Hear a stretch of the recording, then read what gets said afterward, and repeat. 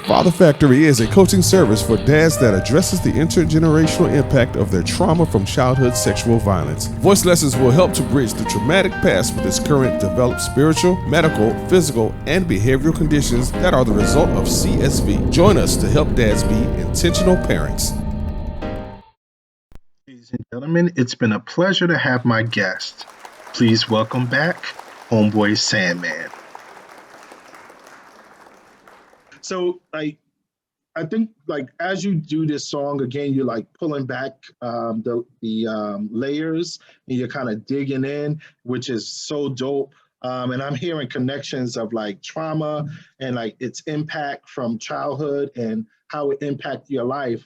And the part, and I know I'm jumping ahead in this song, but you had mentioned in one part of the song where you were sick and the doctors couldn't tell what was going on. And so that work is the work of the Father Factory. We do that work, but we are really thinking about reclaiming the narrative, really looking at the impact of childhood trauma on your adult life.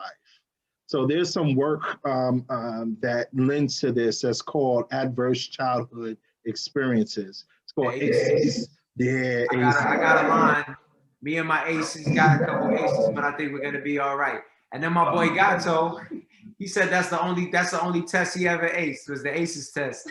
Oh, yo, and I Which got is a sad, verse. but it's funny, you know. That's crazy, and I got a verse that says we need aces in places like Brownsville and Texas to reclaim the faces and victims and cases. Yeah, it's crazy. Hold up, what was it say? You said we need aces in places like Brownfield and what's the other spot?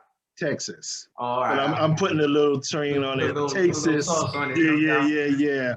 So, that whole idea of this adverse childhood experiences that are affecting your adulthood, that's manifesting in ways of hypertension, diabetes, heart attacks and aneurysms, these different things. And what I love about this work is that it takes out all of those people that say stuff like pull yourself up by the bootstraps and do what you need to do.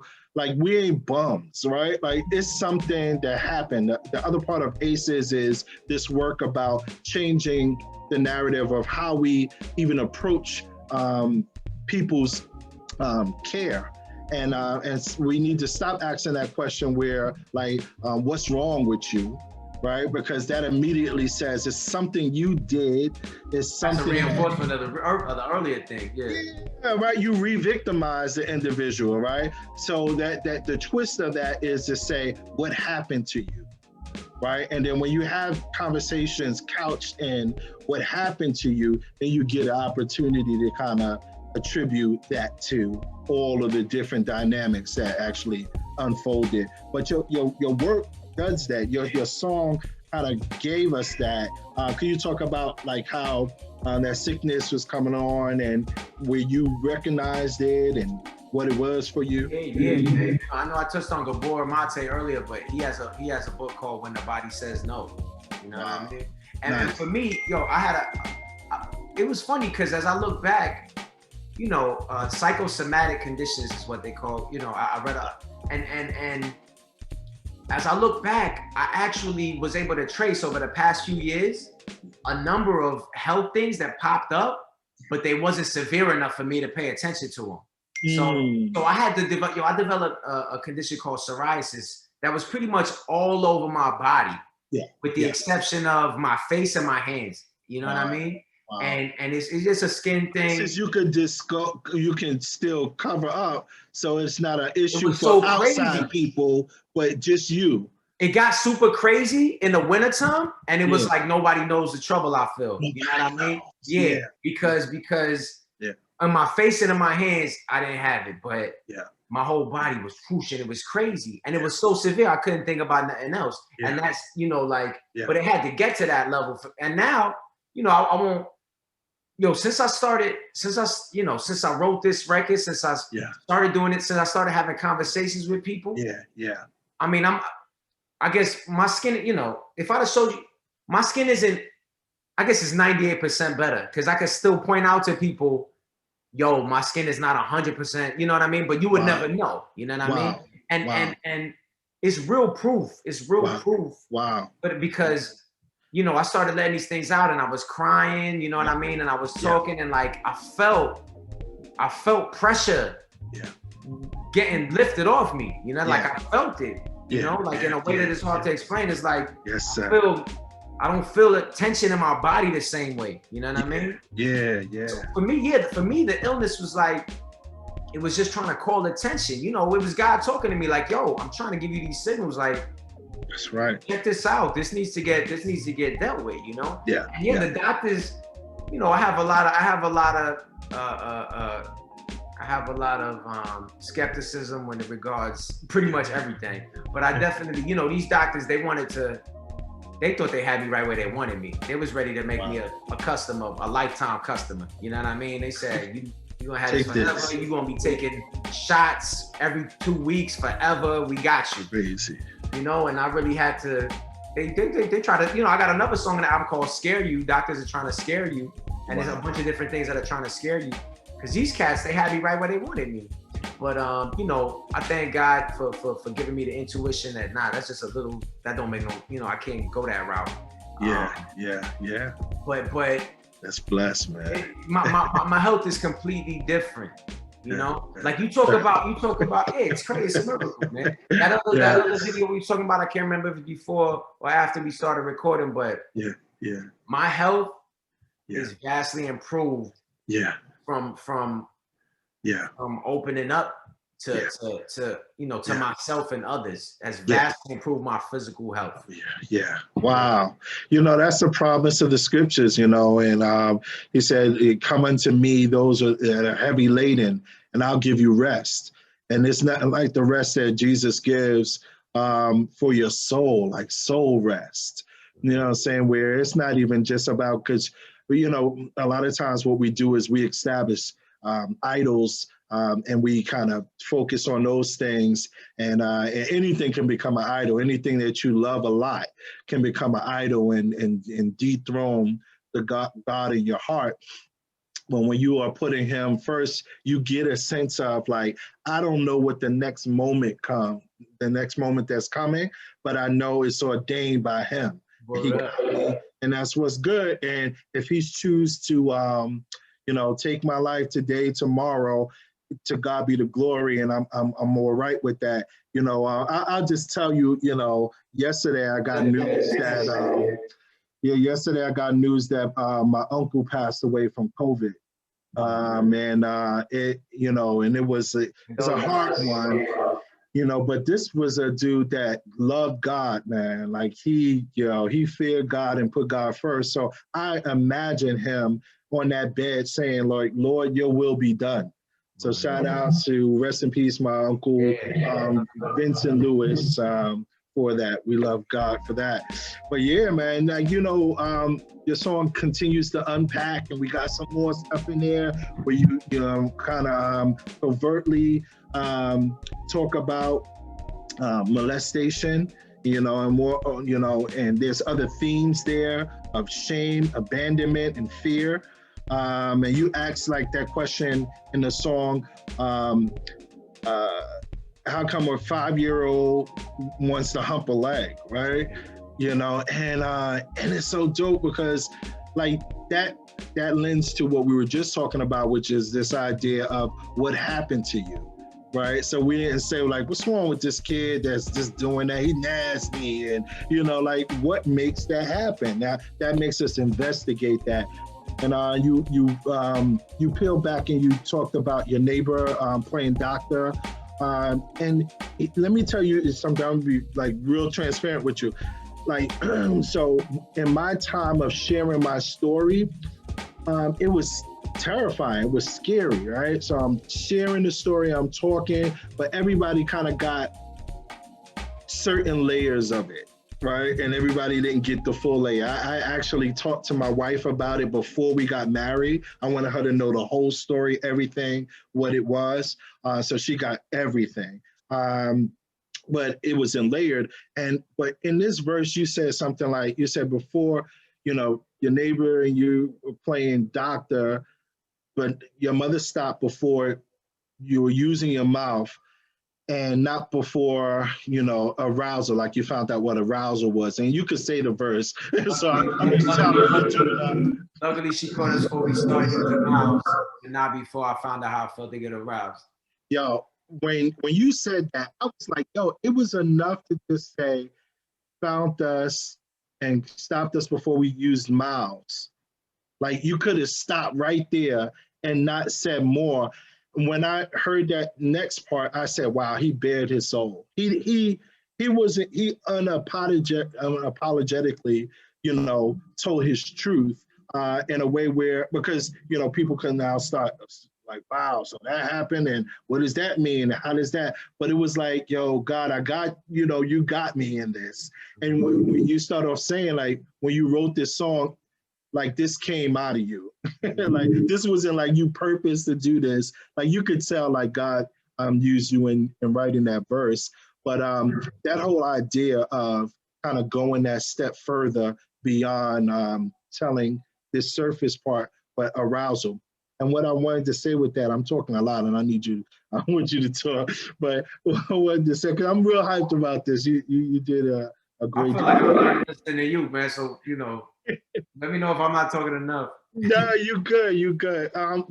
What it made me think about was something that we talk about when we're doing therapy with people and counseling. We talk about body betrayal. And body betrayal is this idea that your body responded during the time of abuse, and now you're kind of angry at that you responded, right? So what happens oftentimes in rape, that people will have orgasms, or there's this arousal, and pedophiles use this. Abusers use this. They manipulate people with this to say, see, you liked it. You wanted this. See, you wouldn't, if you didn't get aroused or you didn't have orgasm, you would, you know, that would have been like you didn't like it, right?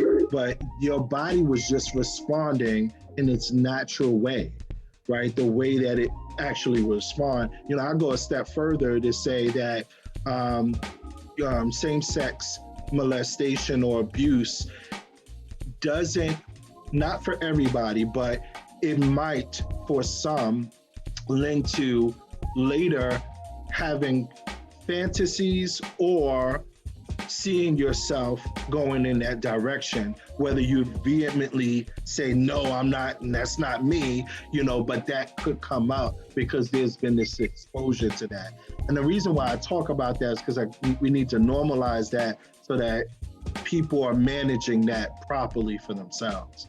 Are your thoughts on that? Yeah, well, as you say, we need to. I've had so many conversations with people since I made this record, you know, and it's been mind blowing for me because, you know, I don't even in the record I say, compared to everybody else, I had it so easy. You know, what's crazy is I'm lucky because at least I'm not in jail. You know what I mean? Yeah. And the thing about it is, I really do feel that way. Like the everything I talk about in the song, you know, was my life, and it did affect me, and it affect who I become, and affect how I, you know, there's a lot to work through for me, you know. But I look at this stuff like, you know, I told you, me and my mother have become closer from the song. My trauma is benign next to my mother's, and my trauma is benign. People have called me and told me horrific nightmare stories that thinking about them right now, I feel emotional. You know what I mean? But my point I want to make is, so it's easy, you know, the point I want to make is the shame. The shame is the thing that don't make sense and has to go. Yes. Because I mean, and I'm gonna ask you that thing again because I want to put it in around the term that you used for taking it on yourself. You know what I mean? Yeah. But that is so prevalent and that is so widespread. Like, I am, even if it's not that I'm at fault, it's I'm damaged goods, or, you know, I need to be ashamed of this, you know? And the burden could be huge. It could be like Atlas carrying the world from the shame. And these are things, you know, when I'm talking about, you know, for me, childhood trauma, and when people I'm talking about childhood trauma, the shame is not rational because, and that, you know, we don't want to, you know, you talk about when you were telling your story, crazy vibes and energy that come back to you because people are not ready to deal with this. And this is supposed to be stuff that's supposed to be left unsaid. But all of that suggests that there's something shameful about it. You know what I mean? Having things occur to you that create these types of things is not a shameful thing. You know what I mean? It's something you ain't had nothing. It's, you know, if you get hit in the head, if you walking down the street and a piano hit you in the head, you ain't got nothing to be ashamed of. You know what I'm saying? But this, you know, it's just the fact that this ain't regarded as the same as getting hit in the head with a piano, obviously. But what I would love to, you know, and you're playing, Father Factory is playing a fantastic, what I would love to play a role in is just the removal or the chipping away at the idea of the shame that people feel over these things, whether it's physical abuse, sexual abuse, whatever type of abuse. Because that is what it's the shame that keeps people from doing the work that they need to do with others and with themselves. Because it's the shame that, I don't even want to deal with that. I just want to put that over there and I'm not going to deal with it, you know? You know, it's crazy because I've had conversations where I've titled them Shame Talk, right? Like, what is that shame talk? You know, the first piece of it is not even wanting to deal with it or say that it actually happened. But that's the very reason why it took me so long. The stats around this is that it takes a person at least 20 to 25 years after the occurrence of their experience, probably even their first experience, to actually say something about this. And the other stats around it is that a pedophile will molest 100 to 150 boys, particularly, and then 200 and more girls before he or she is first arrested.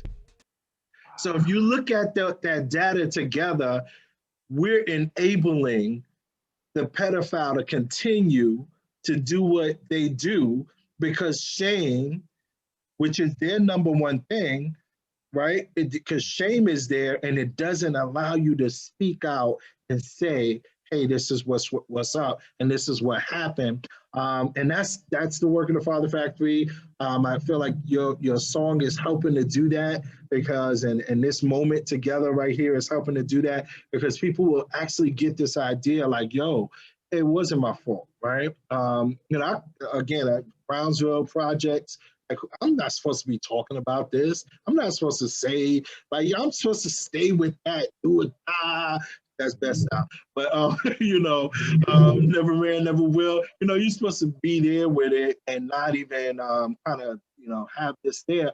But I'm going to tell you, I've had a number of brothers from the Ville talk about stuff that happened to them.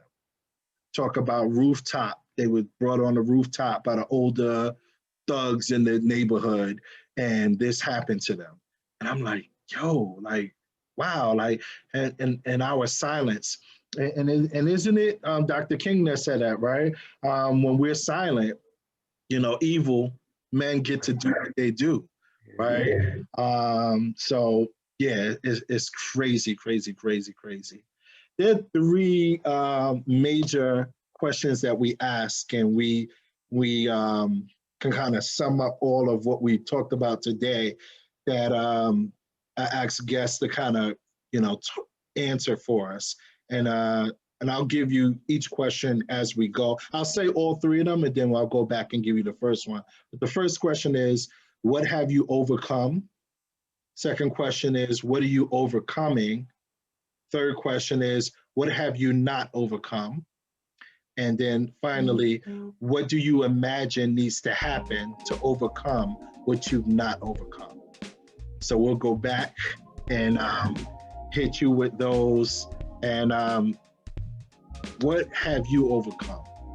So you're thinking about this song, you're thinking about what you've the therapy and the different things, what would you say you've overcome in reference to this? I think that recently I've realized that I have things to deal with. You know what I mean? Just I realized that I am in fact not impermeable. You know, that I don't need to. That the goal is not to be as thick-skinned as possible. The goal is not to be impermeable. You know, I was always thinking I got to get through life without letting a single thing break me down. You know what I mean? Like I got it, you know, and anything was going on, I just gotta, I've gotten over that, you know, like that in itself, because, you know, when you ask the other questions, like I still am working, like I have things that I'm working on right now, you know, like, you know, the whole song, you know, I was with a woman for a long time and it just wasn't working. You know, I'm 40 years old. How come I can't figure out how to stay with a woman ever? You know what I mean? What's up with that? How come I got, you know, things that I'm into? You know what I mean? How come all these different things about, how come I was sick? How come all these different things, you know? And I realize now that I have misogyny issues that are real terrible. I got to work on them every day. You know what I mean? I got a bunch of selfishness. I got shame. I got things to work on now. So, but less so than having gotten over them. Yeah. Cause, you know, I write every day and I haven't gotten over. There's a lot of things I haven't gotten over, but what I have gotten over is thinking that there's nothing to get over. So that's nice. What I've gotten over is thinking that there's nothing to get over. So now at least I feel like I'm in another phase, you know, in another phase where I could look at things I'm afraid of and try to meet them. You know what I mean? Like, Wow, that's blessed, because it's like a work that's a continuum, right? There's this ongoing process and not getting stuck with it. That's just it. I felt like you answered that first one and that second one, which was, what are you overcoming? Or you feel satisfied with what you said, or you want? I mean, I could. I gave some. I could go on, but sure. Things. I mean, I just, you know, one thing that I will add to it, because I feel like it's important, is people deal with different things in different ways. You know what I mean? Yeah. And for me, the way that I dealt with things rather than look at them was really, you know, like I said, I'm going to create this reality about me that I'm impenetrable. Yeah. So it doesn't matter whatever happens to me at any time. Yeah. I'm impervious. You know what I mean? Yeah. And you know, that type of delusion, you know, really created this outrageous ego with me. You know what I mean? That affects my relationship with everybody in every way and with myself, you know? And you know, for that's something that I'm dealing with, you know, on a regular basis, you know. Gotcha. You know, and I don't know if anybody will be able to relate to that. If that's their,